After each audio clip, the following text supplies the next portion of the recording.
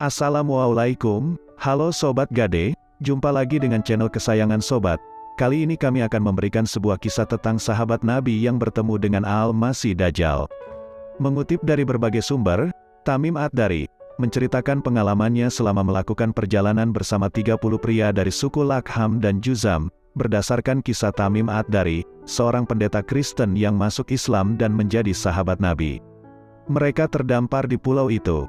Di pulau tersebut, mereka bertemu dengan makhluk berbulu lebat yang bisa berbicara, makhluk yang mengaku bernama Al-Jassasah. Kemudian Al-Jassasah memerintahkan Tamim dan kelompoknya untuk pergi ke biara, di mana ada seorang lelaki yang sangat tegap dan tinggi dengan tangan dirantai dengan besi di lehernya, di antara lutut dan pergelangan kakinya. Pulau tersebut konon terletak di Laut Syam, Laut Arab. Kemudian Nabi Muhammad SAW selanjutnya menjelaskan kepada para sahabatnya bahwa Dajjal akan muncul dari arah timur. Fatimah binti Qais meriwayatkan bahwa Rasulullah SAW menaiki mimbar setelah sholat seraya tertawa kecil. Terdengar dari kedua bibirnya berucap, "Kepada semua yang baru saja menunaikan salat, tetaplah berada di tempat." Setelah semua sahabat duduk tenang, beliau kemudian mengawali pembicaraannya. "Apakah kalian tahu, mengapa aku kumpulkan kalian?" Mereka menjawab, "Allah dan Rasul-Nya tentu lebih mengetahui." Beliau kemudian melanjutkan, "Demi Allah, aku tidak mengumpulkan kalian untuk berita baik atau menakutkan. Namun, aku mengumpulkan kalian karena Tamim Ad-Dar, yang dulunya adalah seorang Kristen dan kemudian dia bayat dan masuk Islam. Selain itu, dia juga menceritakan kisah yang sesuai dengan apa yang ingin saya ceritakan kepada kalian tentang Dajjal." Tamim bercerita bahwa dia pernah naik kapal bersama 30 orang dari suku Lakham dan Juzam. Selama sebulan mereka terombang-ambing di atas ombak samudra. Akhirnya, sebelum matahari terbenam, mereka berlabuh di sebuah pulau di tengah laut. Mereka duduk di dekat kapal. Setelah beberapa lama mereka tiba di pulau itu dan menemukan seekor binatang yang sangat berbulu.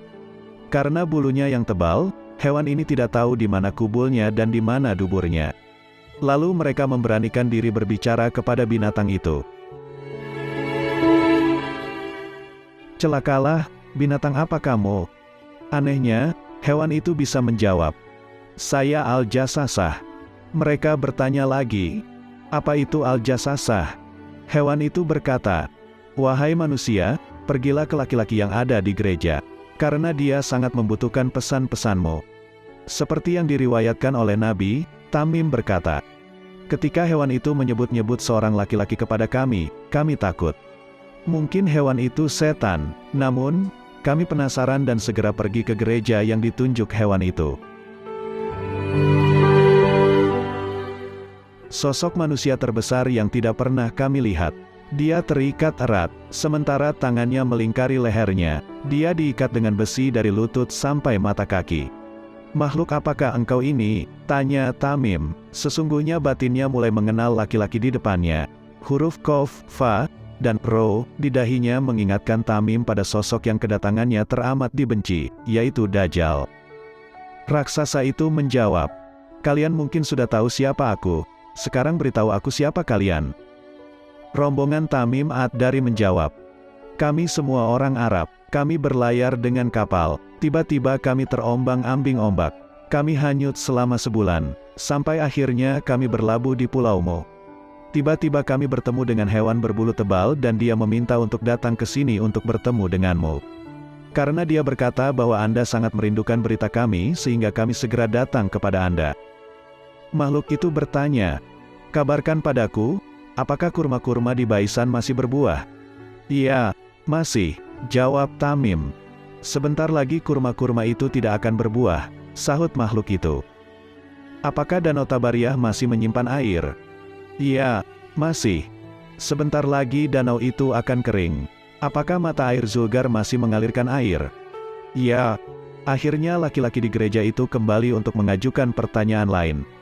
"Jadi ceritakan tentang Nabi orang Arab. Apa yang dia lakukan?" "Dia lahir di Mekah dan hijrah ke Madinah." "Apakah orang Arab memerangi Nabi itu?" "Betul," kata teman-teman Tamim Ad-Dari. "Jadi apa yang dia lakukan terhadap orang Arab?" Para sahabat Ad-Dari juga mengabarkan sejelas-jelasnya bahwa Nabi telah muncul di tengah-tengah masyarakat Arab dan mereka akan menaatinya. Dia mendengar pria itu bertanya lagi, "Apakah itu sudah terjadi?"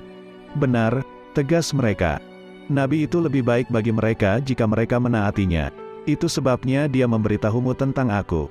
Sesungguhnya aku adalah Al-Masih Dajjal. Saya hampir diizinkan keluar. Setelah saya keluar, saya berjalan di muka bumi. Saya tidak akan meninggalkan desa manapun kecuali saya berhenti di tempat selain kota Mekah dan Madinah dalam 40 hari.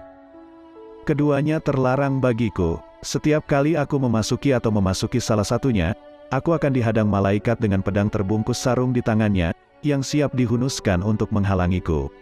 Setiap jalan bukit yang ada di kota itu akan ada malaikat yang menjaganya." Usai percakapan itu, Al-Jassasa dan Al-Masih Dajjal membiarkan Tamim dan rombongannya melanjutkan perjalanan menuju Madinah. Di hadapan Rasulullah, mereka menceritakan apa yang mereka alami dan Rasulullah Shallallahu Alaihi Wasallam membenarkannya.